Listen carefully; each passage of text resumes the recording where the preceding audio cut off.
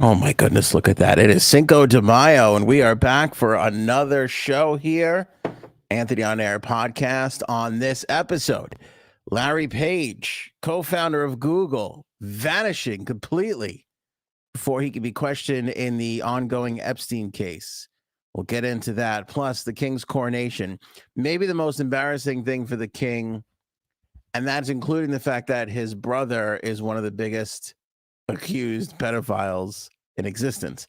This thing that happened might be more embarrassing. And Snoop Dogg is trying to buy a hockey team. You heard that correctly. Snoop Dogg is trying to buy a hockey team. Kudos to him. I actually hope he lands it. All that and more on this episode.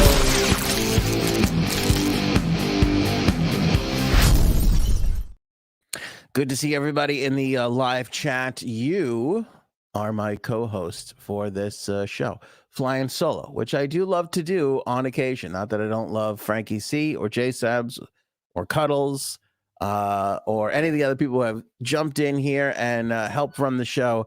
But it is nice to get in here and just chat it up with Robin and Scott and Raven and Rhonda and Sharon and Bird and Miss Justice and Laura and everybody who is joining us on the live watch. I appreciate that. Keep the comments coming. Again, you guys are the AOA whole co-hosts. There you go. See, it's working already. This is a surprising story to me. Larry Page, co-founder of Google, which, by the way, I want to tell you that I almost died before this show. I almost died because I watched a Larry Page interview, and it was by far the most painful experience I've ever lived through in my entire life. Have you ever seen this guy? If you have a chance to Google him, he talks like this, and then he looks up, and I mean, he's like a major genius. Obviously, he helped create Google. He could buy me and my whole entire he could buy me and my whole family, block everybody I know he could buy, wipe us off the face of the earth. So again, I'm risking my life here in this situation, but oh my goodness, boring. Holy cow. Could this guy, he could put a guy on speed to sleep. It was brutal. It was brutal to watch a Larry Page interview, but I watched it just to kind of familiarize myself with him before the podcast here. And he is one of the guys, like many people, who are being questioned in this ongoing case down in the U.S. Virgin Islands. Again, the U.S. Virgin Islands has kind of picked up this mantle. Epstein's island was down there in the area, so they've been, taking on J.P. Morgan, one of the big financial outlets that have been, accused of supporting Epstein throughout this whole thing. They did a lot of business with him after he was arrested back in 2008 for the first time. So he was known to be a trafficker, and they still did business with him. And not only did they do business with him and keep funneling him, giving him his money, free access to his money, but they also were taking clients on from him. He was bringing in people. He was creating introductions. We talked a couple of episodes ago about his calendar that was released. You can go back on the podcast and check that out.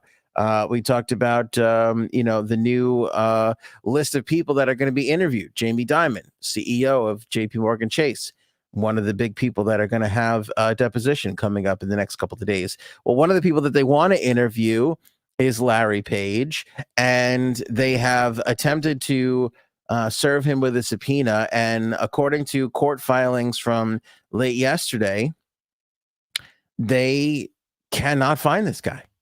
When you try and serve somebody a subpoena, you have to make several attempts, and then you have to go back to the court and you have to say, we can't find this particular person.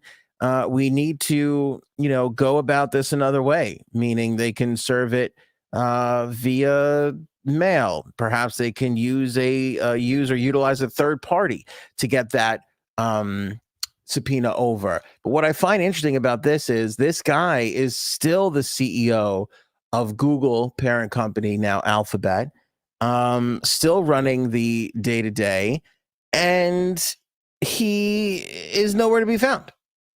I mean, Elon's running a big company. We kind of know where he is at all times. He never shuts up. You know, you just go and look at all the huge Warren Buffett. I mean, look at all these guys that are, you know, untouchable or elite, and everybody seems to know their whereabouts. Well, this Larry Page vanished during the pandemic, and it's like nobody knows where the hell he is.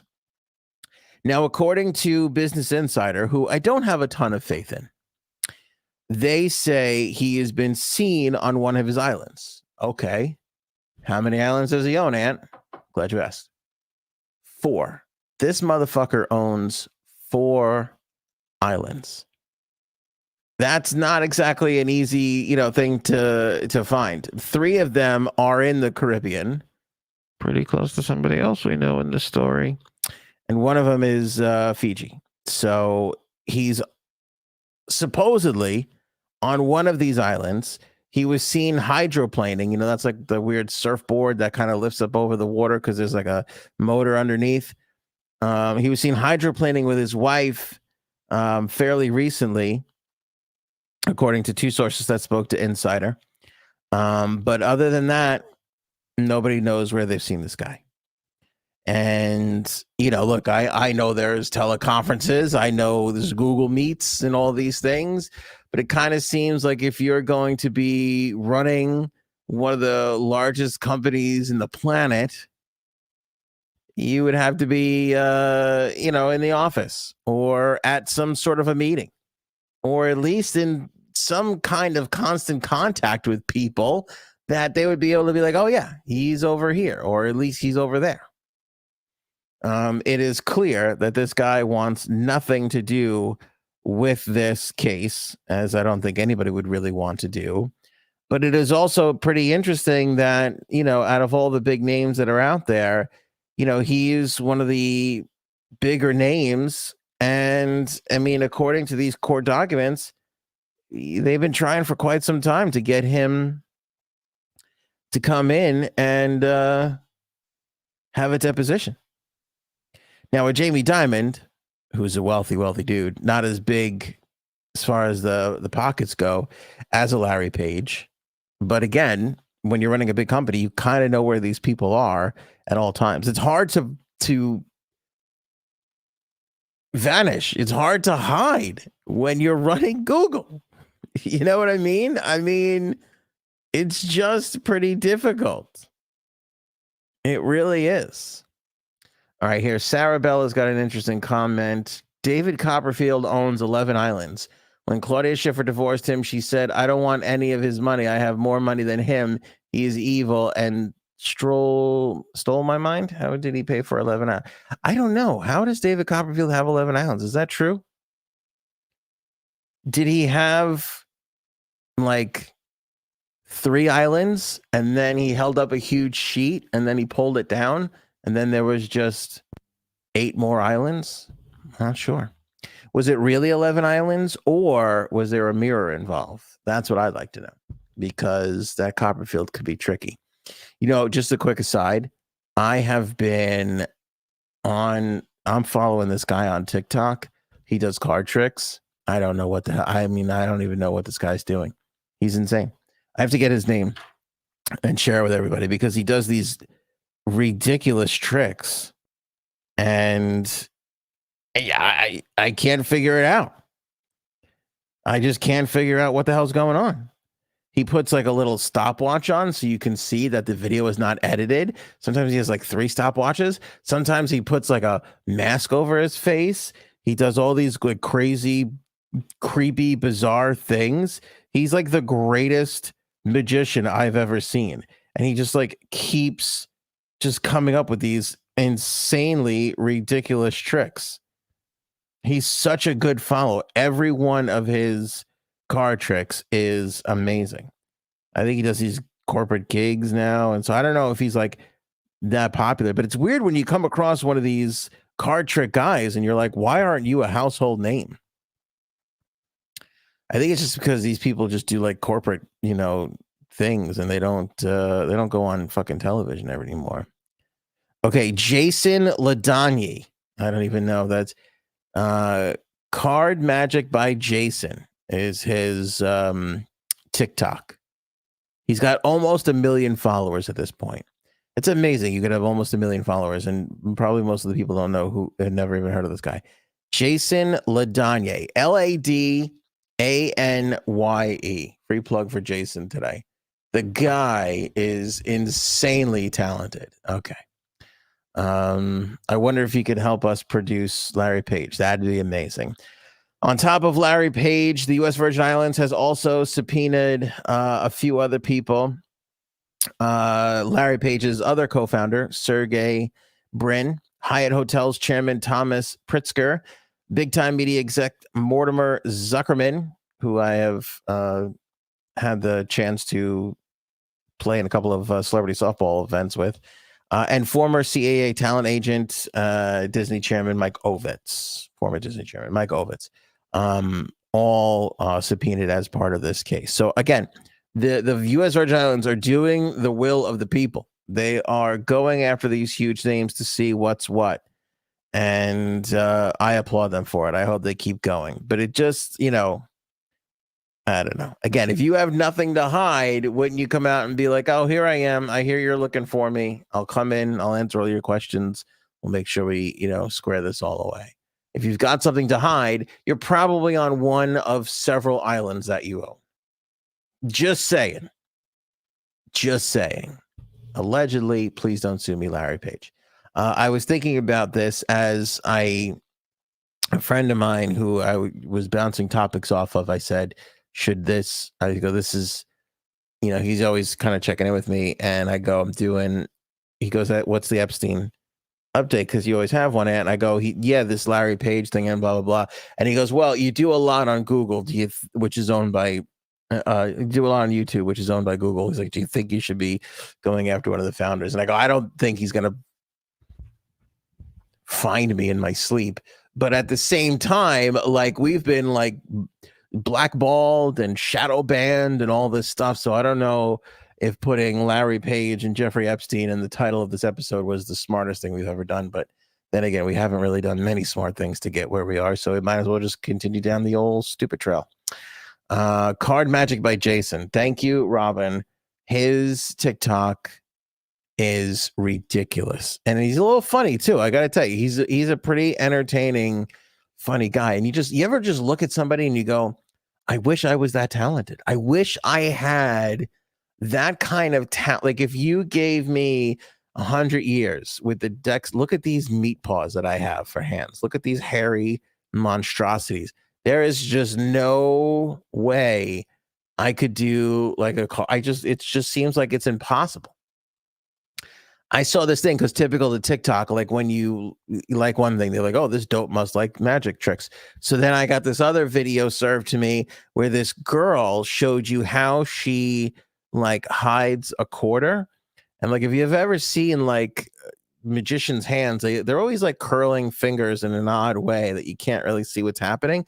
And so what she would do is she would put like a quarter in her little finger here and bend it, but it would be behind her other finger. So she'd bend her pointer finger and hide it behind her other fingers, and that's where the coin would be. I have a quarter to show you, but you could kind of see if you're watching.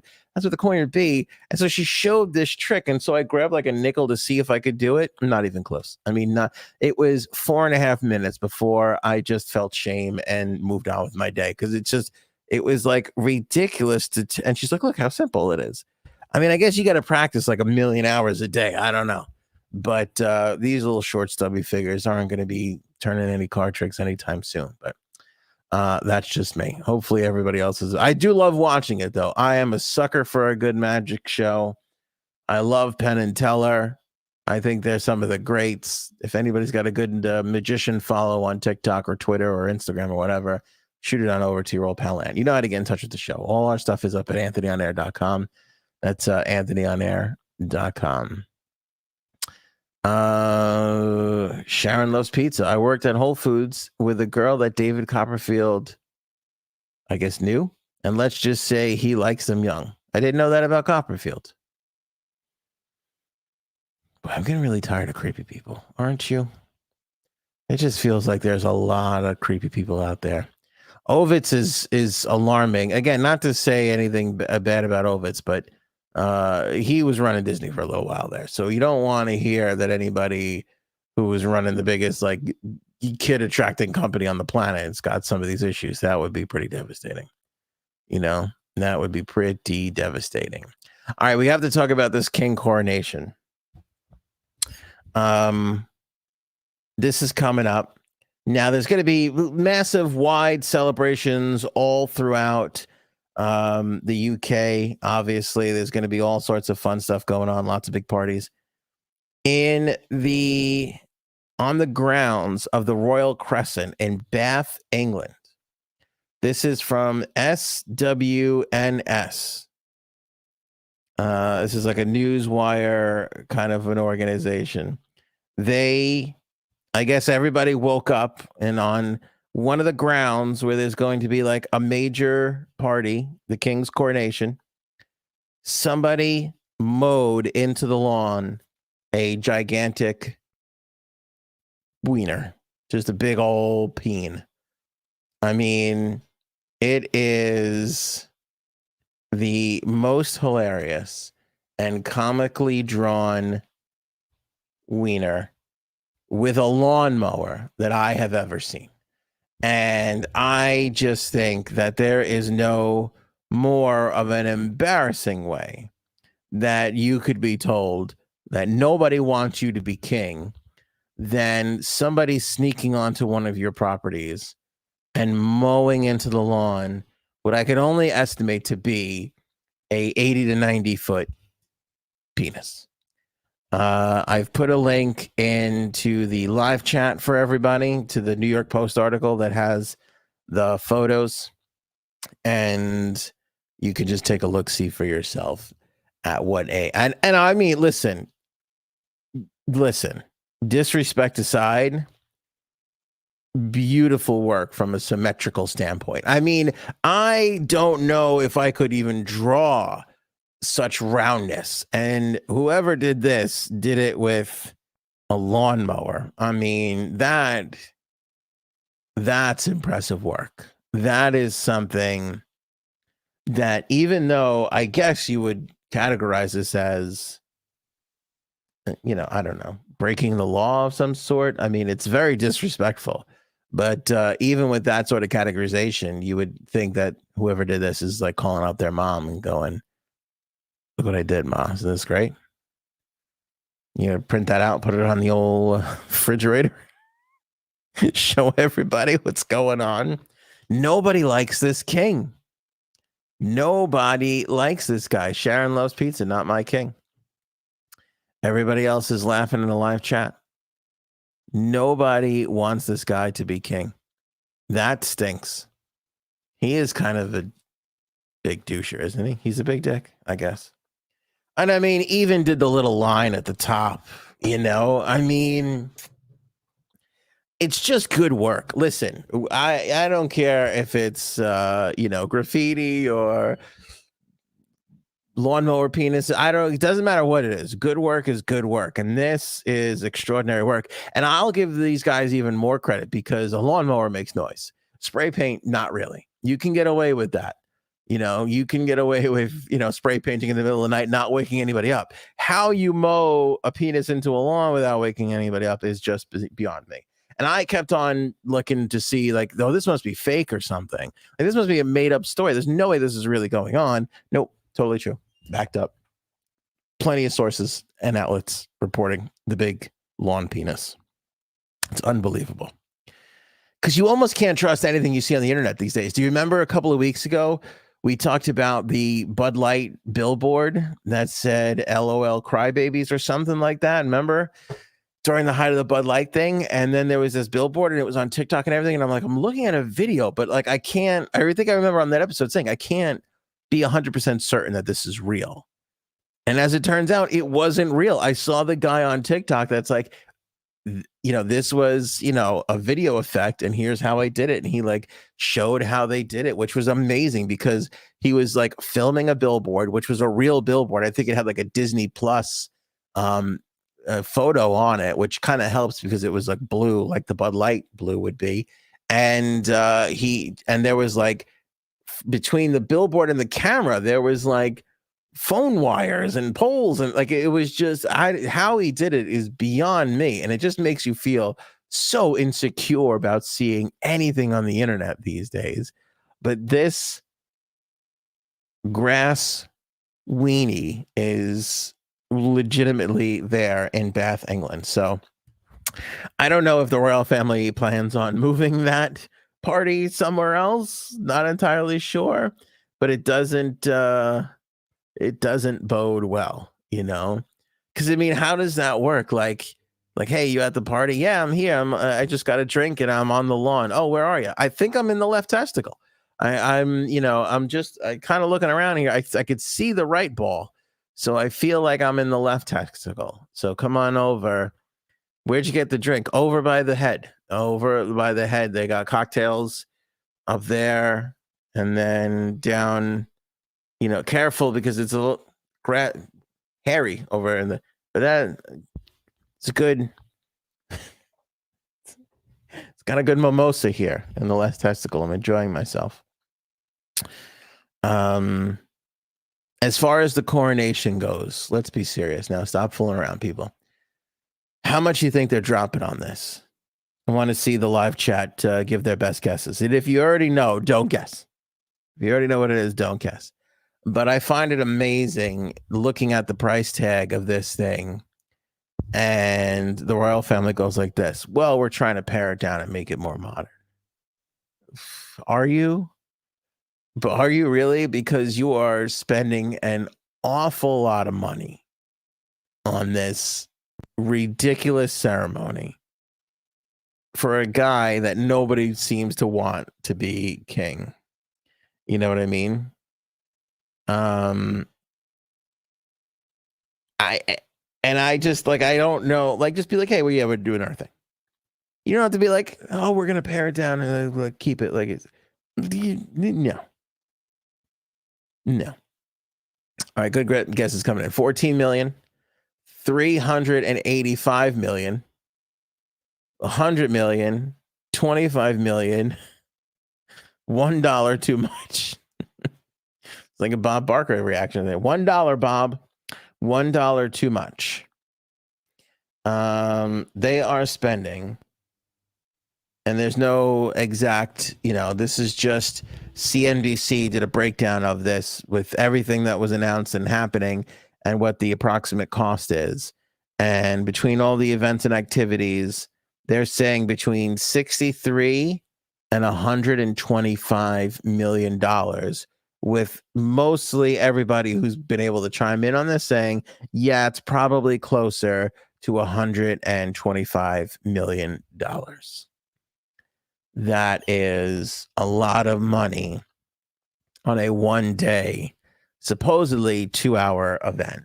First one of its kind, though, right? First one since in 70 years, since the Queen since the Queen became the Queen. There'll be a King's procession. There'll be a concert in Windsor Gardens. Katy Perry, Lionel Richie will be performing. I don't know if they're performing or if they're filming an episode of American Idol. I'm not 100% sure. I think it's kind of a hybrid of the both. There's also a public holiday, May 8th. See if we'll be taken off. I'm going to check with HR and see if we get that day here at the podcast. I'm not 100% sure. It just, I don't know. It kind of seems absolutely crazy. It's funded by the UK government, with Buckingham Palace contributing an undisclosed amount. So I don't know how much the royal family is kicking in versus how much they're using tax money for. But I know a lot of the English people are none too pleased about it. The ceremony will be attended by 2,000 VIP guests. Far fewer of them were present for the Queen's coronation, which numbered over 8,000 VIP guests. It will last around an hour rather than several hours. The coronation will reflect the monarch's role today and look towards the future while being rooted in longstanding traditions and pageantry, the palace said in a statement. Prince Harry will be there. Meghan Markle will not be. Prince Harry flew in on a commercial flight. Everybody seems to be making a big deal out of this guy's flying commercial. And supposedly he's on a flight 2 hours later. As soon as the thing ends, he's on a plane 2 hours after, and heading on his way back to Los Angeles. Markle's missing the ceremony so she can stay home in California. Things not looking good. I also saw another article where they said the Queen didn't like Meghan Markle, which I find to be a little surprising. I don't know if it was the Queen. I feel like it was King Charles who doesn't. I think a lot of the BS between all of this is King Charles and Meghan, not Meghan and somebody else. I feel like it's King Charles who's the dick. Prince William will be a part of the ceremony. He's got an important part. In fact, he's going to pledge his allegiance to the king. And there'll be some holy oil. As we talked about in a previous episode, Queen Consort Camilla will just become Queen Camilla, even though the Queen, Queen Elizabeth, wanted her to be called Queen Consort after her passing. There'll be a crazy procession. It'll be all sorts of craziness. I want to know, yes or no, in the live chat, are you going to watch the coronation as it takes place? I would love to know. Because as much as we bash this, I kind of like pomp and circumstance. I'm not going to lie to you. I love a good pomp and circumstance situation. I really do. Any sort of public gathering, ceremony. I mean, listen, this happened 70 years ago. How many events come around? Not so often. What's weird is that I believe the English people are going to be like, we waited 70 years for this one. We'd like to wait around 7 years for the next one. Kick this fucking guy out. Hopefully this guy kicks the bucket. Get that William in there. I don't know how much better William's going to be, though. Don't you think that pre-Meghan Markle, everybody liked William less than Harry? I feel like Harry was always the favorite. And I feel like Harry was the favorite because Harry always went towards Princess Diana. Like it was always, Harry kind of always had a problem with his dad, where William was always kind of like with the dad. And I feel like that little split, I mean, they were obviously brothers. Obviously, William loved his mother, but publicly, it always felt like Harry was with Diana or on Diana's side, and William, by default, or just to not make his dad feel bad, maybe it wasn't even his choice, was kind of on his dad's side.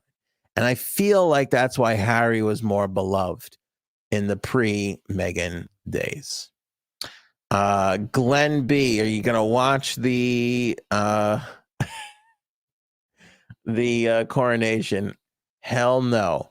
A no from Bird. A no with 3 strikes from Miss Justice. This is going to be good during the American Idol portion when Katy Perry and Lionel Richie are up there. Any those, or is the 3X's America's Got Talent? I can't keep track of it all. Lindsay, no. Rhonda, I'd like to say yes. Paul, is there an after party? Robin, no. No, I will watch the highlights. Sharon loves pizza. No, but I do want to see the bloopers. Natty, no from the UK, even though it's everywhere. That's going to be a tough one to ignore. That is good. I'll wait for Joe Rogan highlights from Glenn B. That's going to be a tough one to ignore if you're there. You know, thank you for confirming. Natty, Harry was the favorite. And she even spelled favorite like somebody from the UK. So that checks out. I believe that Natty C is from the UK. Aussie Annie, no. I'm going to check it out. I'm not going to lie to you. I don't know if I'm going to watch all of it, you know, because we do have the Kentucky Derby coming up, which is America's greatest holiday if you have a gambling problem. But yeah, I'm going to check it out. I'll probably wind up watching the highlights on social media too, but I'll tune in. I kind of want to see it. I don't know who's carrying it here in the States. I'm assuming just everybody's going to be carrying it because it's the weekend and anything beats weekend programming here in the States. You know, I don't think that's going to be too much of a crazy issue. Do we care about the procession route? No. No. I don't think any of this really matters. $175 million. What do you get for that besides a lawn penis? Snoop Dogg is trying to buy a hockey team. I mean, is there anything not to love about Snoop Dogg? For the amount of hatred towards King Charles, I think is the same mutual amount of love towards Snoop Dogg. There's really just something magical about the guy. Listen, I get it. A rapper trying to buy a hockey team. Snoop probably doesn't skate. Probably right. That's kind of weird. It's funny, ironic. I understand that. But if I said to you Snoop Dogg was buying a hockey team, what team would you guess? The Los Angeles Kings, right? That's kind of Hollywood for, for Snoop, right? He's from California. Maybe it's the Anaheim Ducks. Maybe it's the San Jose Sharks or something like that. No, he's buying the Ottawa Senators. I mean, there is not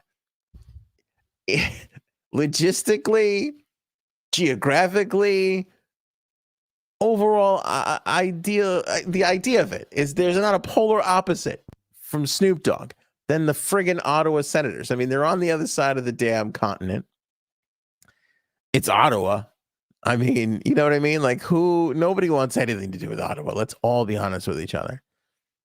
And not only is he trying to buy the Ottawa Senators, but you know who's standing in his way is that friggin' Ryan Reynolds. There is now a bidding war between Ryan Reynolds and Snoop Dogg on who is going to own the Ottawa Senators. We have reached a level of bizarreness that I never thought we would, especially since what we've been through in the last 3 years. Now, here's a great question from the number one Juan. Is weed legal in Ottawa? I'm going to have to say yes, because I don't think Snoop Dogg would make such a daring journey without knowing that he could get a little high before the third period. You know what I'm saying? I just don't know if it's happening.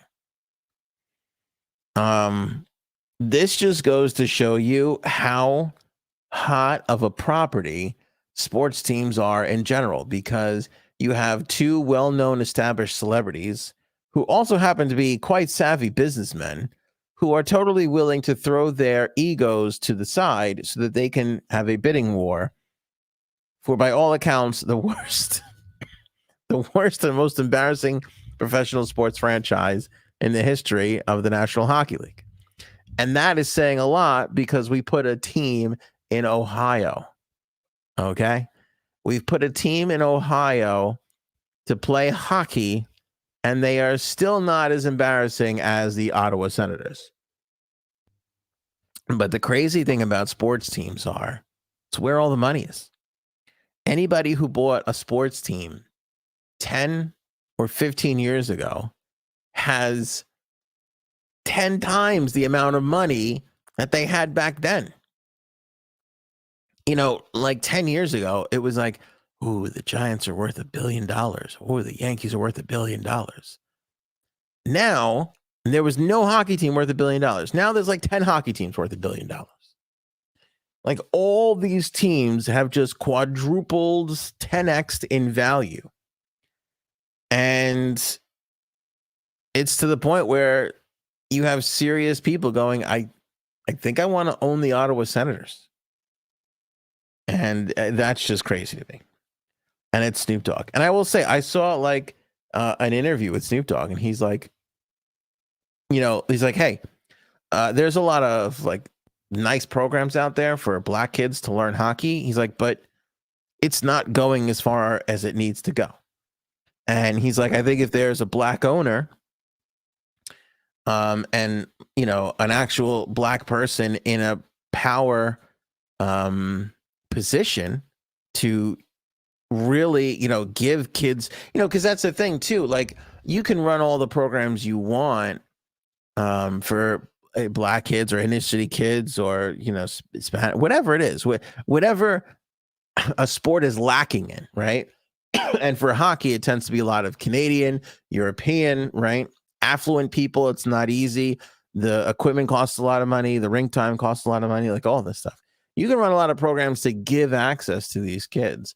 But until they see it, until they see, a Snoop Dogg, in an ownership role, or Mike Greer, former great hockey player, African-American, who's now one of the general managers, until you like see these guys in these roles really doing these things, I think that's when you really that's when you really start to see participation numbers going up. So, I mean, kudos to Snoop Dogg for recognizing that and loving the game.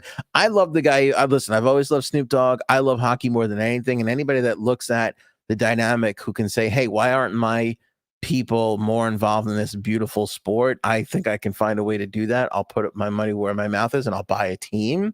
I mean, I take my hat off to that person any day of the week.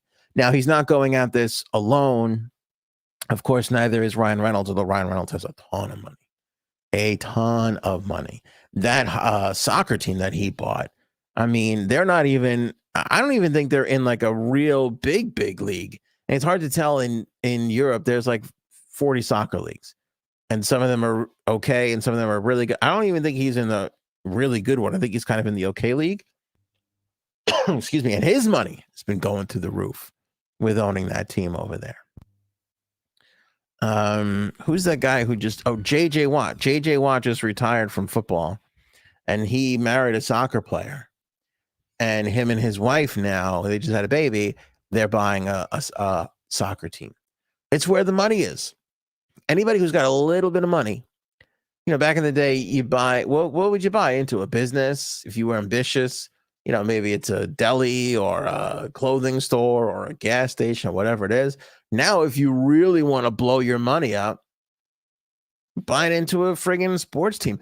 I know people that are buying into minor league sports teams that they're like, I know there's not a ton of money in this, but if I buy this minor league sports team and hold on to it for a little while and I can, 5x my money or 7x my money, I can then maybe buy a stake in a real big sports franchise. A lot of people buying minor league basketball teams in Europe and, all these minor league soccer teams and stuff. It's crazy.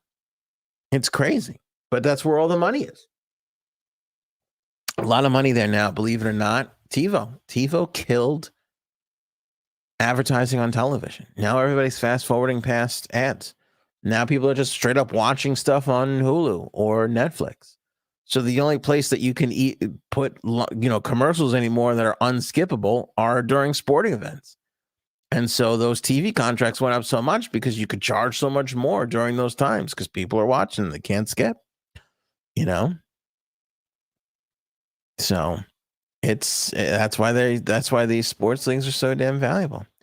Rob McElhenney and Ryan Reynolds' team just won their sporty thing. That's true. They did win their sporty thing, Robin. Thanks for putting that out. Thanks for that is the dynamite sports analysis that you come to this podcast for right there. Robin, well done. Well done, my friend. I believe that's it. Are there any other questions? Anything else we want to cover? Any other topics we want to kick around? The Leafs are the worst. I hate the Toronto Maple Leafs. I despise the Toronto Maple Leafs because I am a lifelong Islander fan, and our superstar left the Islanders to go sign with the Maple Leafs, and ever since then, I could not fucking stand the fact that the Maple Leafs made it to the second round this year in the playoffs. Breaks my heart because the best joke in sports ever was that the Maple Leafs, no matter how much money they spend, no matter how hard they try, they just do not make it out of the first round. And I love that. I love that about them till this year. They are getting the shit kicked out of them by the Florida Panthers, though. That makes me happy. I hope the Florida Panthers. And it's kind of a beautiful thing that a team from Florida, even though it's filled with Canadians, just shut up and let me live for a minute. A team from Florida can beat a team from where hockey was invented. That's amazing. That to me is just a lovely, lovely situation. Yeah, the Panthers lead the Leafs 2-0. If the Panthers sweep the Leafs, if the Leafs finally make it out of the first round for the first time in I don't know how long, 30, 40 years, and then get swept by the Florida team,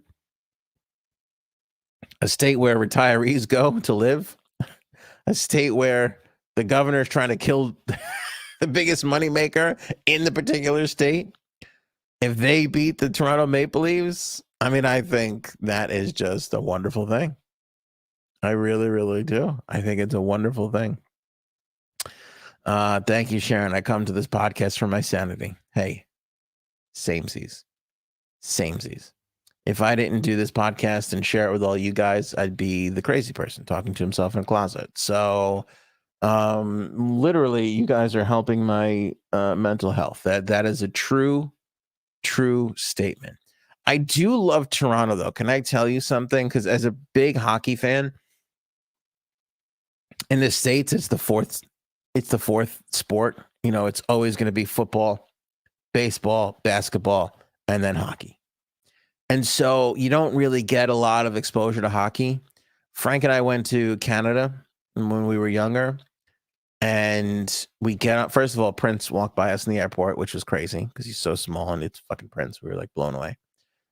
And we get on the plane, we get off the plane, and we're walking off the jetway and into the terminal, and I'm walking past two like baggage guys, and they're just fucking talking about the Leafs power play. And I'm like, I'm in this country for 17 seconds, and I'm already overhearing crazy, inane hockey conversations going on. And that just made me so friggin' happy. Like, so happy. It was great. And honest to goodness, I loved everything about Toronto. I swear to God, the first time I went to Toronto, which I don't know how many millions of people live in Toronto, but I swear to you, I think I saw two ugly women. And I was there for like 4 days. The entire 4 days, I saw two ugly women. Everywhere I looked, there was like another beautiful woman. I don't even remember when it was. I think it was like day 2. I looked at Frank and I go, is it me? Or is everybody here a 9 or a 10? I don't understand what's happening. I go, it's kind of weird. Like, everybody is kind of beautiful. And then we kept just kind of like pointing it out to each other. Like, that chick's beautiful. That girl's beautiful. This girl's hot. Like, where's the ugly people? And I thought to myself, I wonder if they're walking around going, who are those two ugly guys from America? They must be from America, because they cannot be from our beautiful, beautiful city here, you know?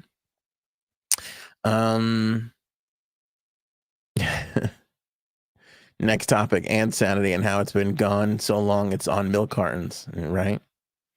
Yeah. Robin, cold sporty thing for those who don't know. That's right. We're talking about the cold sporty thing for sure. Yeah, for sure. No, but I love that. Because see, look, here in New York, between the Yankees and the Mets, like if you turn on like sports radio, or if like you want to hear somebody talk, it's only sports radio. And all they're talking about is the friggin' Yankees. And it's the same conversation. Like, could you believe the curveball? Like, yeah, this guy had a crazy curveball. He kind of lost the curveball in the 8th inning, but then he kind of got it back in the 9th inning. So he had a good curveball in the 1st inning, and then the 3rd inning, the curveball's got back. Like, how many times is he going to throw the curveball? And should he throw more curveballs? We looked at the stats. He's thrown 283 curveballs, and you're just kind of like, oh, just fucking kill me already. Like, they just every little tiny nuance of what the Yankees are doing. Like, if a Yankee had diarrhea, it was fucking being talked about. It was just always Yankees. And that's kind of how the Maple Leafs in hockey are in Toronto. So it was just so refreshing and nice to have that up in Canada. I really enjoyed the ever-loving shit out of it. I always said if I was going to live somewhere else outside of New York, I could definitely see making Toronto like a home. It was just kind of cold as fuck, though. Cold. Frank and I have told the story before, but we were walking around just freezing. We go into this restaurant. We have the best lobster bisque soup of our lives. And then I go, it's so cold. Like, I don't know why, like, nobody's walking around. And like somebody at the restaurant was like, oh, we have like underground walkways, right? So you don't freeze to death. And we were like, shit. We really should have picked up a guidebook before we got on the friggin' plane. Like, we're walking around going, there's nobody here. This is a crazy ghost town.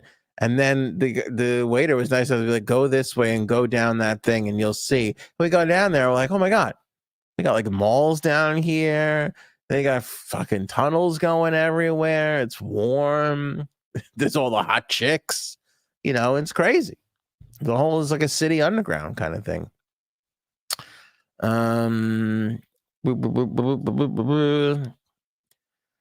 Anthony and I are brought to you by CNN and Frankie C as Chris Cuomo 2.0. Somebody had a really funny comment, not in the live.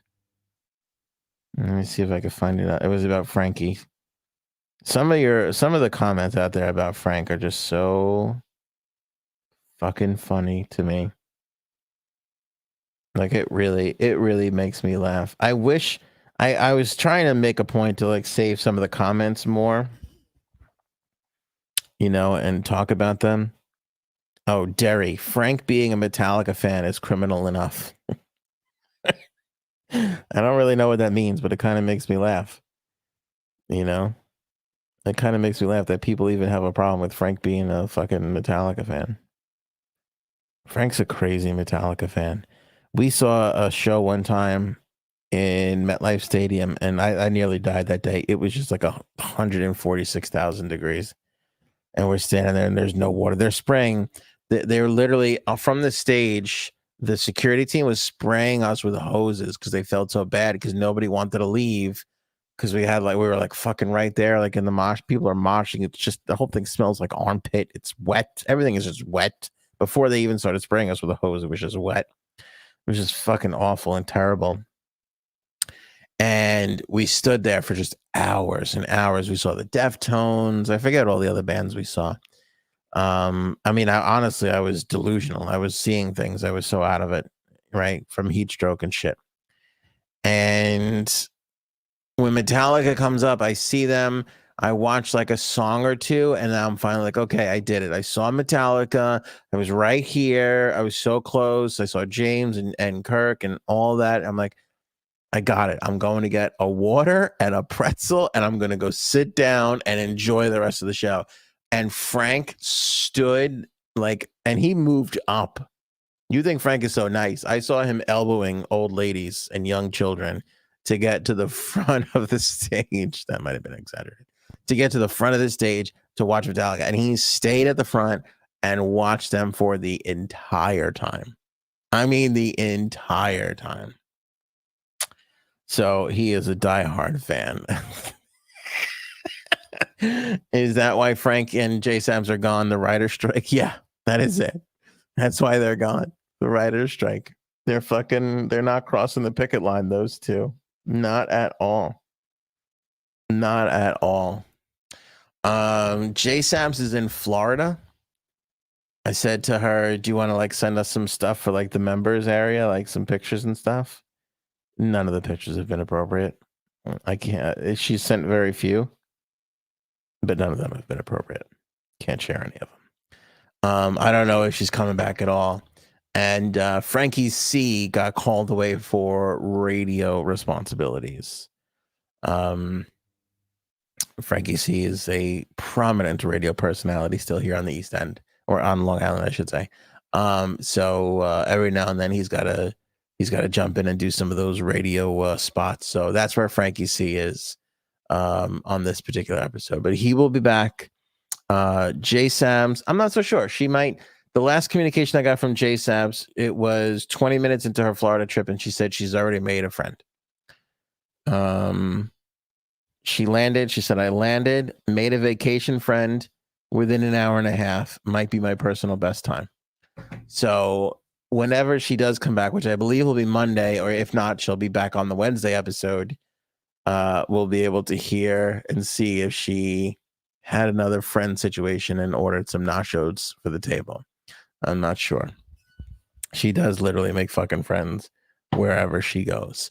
All right. Appreciate you guys so much. That is it for me. Got to jump. Hope you all have an amazing weekend. We will be back on Monday, Wednesday, and Friday of next week.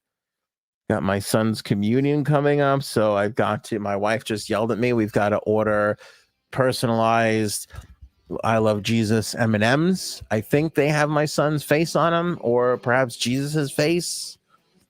I don't know. It might be Jesus and my son, hugging it out, giving thumbs up. I don't know. I don't know how or why we started printing images on an M&M, but this is what I have to do now. This is where my life has become. People used to say to me all the time, I used to get this all the time, especially hosting the morning show, even the podcast, I still get oh, you must like have this glamorous like life. It must be cool. No, I'm fucking customizing M&Ms. That's what I'm doing. That is exactly what I'm doing. I can't remember who I interviewed. It was huge. It was like a big deal. And everybody's like, I can't believe you interviewed. I forget who it was. It was getting written up in the papers and everything like that. And I remember I came home. My wife was like, you going to take out the garbage or what? And I was like, I was just doing I was doing interviews because of how well the show is doing. And she's like, I don't give a flying fuck about your bullshit. Get out there and put the garbage out. So that Cuddles always keeps me grounded, just so you guys know. Just so you know. If you have any advice on how to put a 7-year-old's face on an M&M, I go, can't we customize an Oreo? At least there's room there. I don't know how they're doing these M&M things. I feel like no matter what, it's going to be a blob. But she looked me square in the eye and she goes, when your son's communion happens, there better be M&Ms to the table, you piece of shit. And I said, yes, honey, there will be. I love you. Don't forget to become a member. It's as low as $2.99. Come on, people. That's the best value in podcasting. Show me potato salad. Have a great weekend, everybody. Maybe we should go now. Go ahead.